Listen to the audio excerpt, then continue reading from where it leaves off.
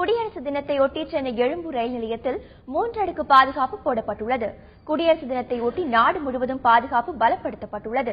கொண்டாட்டத்தின் போது மக்கள் கூடும் முக்கிய இடங்களில் தீவிரவாதிகள் தாக்குதல் நடத்த திட்டமிட்டிருப்பதாக உளவுத்துறை எச்சரிக்கை விடுத்துள்ளது.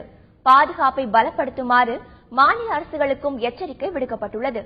இதனால் சென்னையில் உள்ள முக்கிய ரயில் நிலையங்களான எழும்பூர் மற்றும் சென்ட்ரலில் பாதுகாப்பு அதிகரிக்கப்பட்டுள்ளது.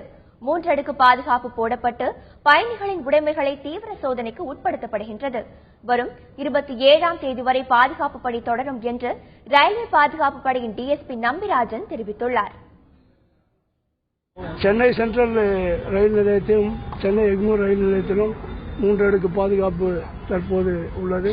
சென்னை சென்ட்ரல் ரயில் நிலையத்தில் சென்னை எக்மூரிலும் உள்ளே வரும் அனைத்து 4 வீலர் மற்றும் 3 வீலர் வண்டிகள் bomb detection squad RPF bomb detection squad வச்சு கிளீனாக செக் பண்ணுறோம்.